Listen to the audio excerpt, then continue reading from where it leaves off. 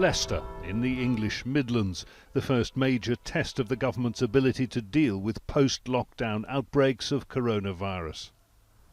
Enhanced testing here has revealed worrying numbers.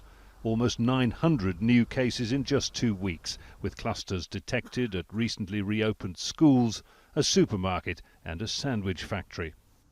There are concerns the disease is spreading through multi-generational households in the city's large Asian community.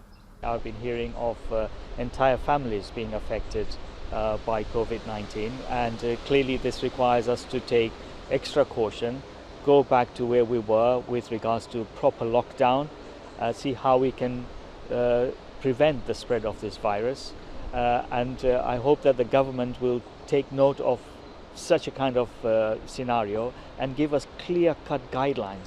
With large parts of the economy set to reopen on July the 4th, the lockdown in Leicester is instead being extended and strengthened, with schools and non-essential shops having to close again. But local officials have complained that there isn't sufficient data upon which to base an appropriate response.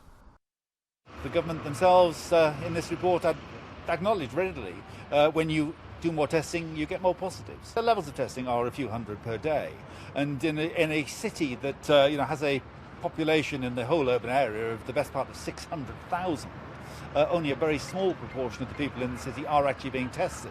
And as a result of that, it's very difficult to draw clear conclusions about the presence of the virus within the community.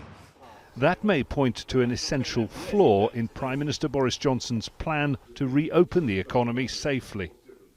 The contact tracing doesn't seem to be happening as well as it should be happening.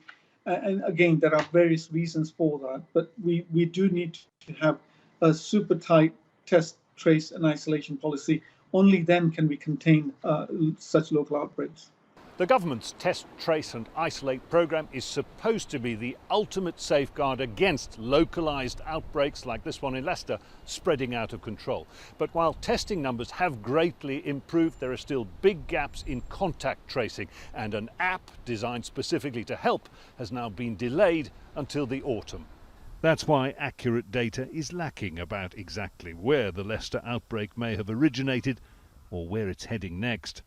And why scientists have warned that the lockdown in England has been eased too fast, too soon. Jonah, Al Jazeera, Leicester.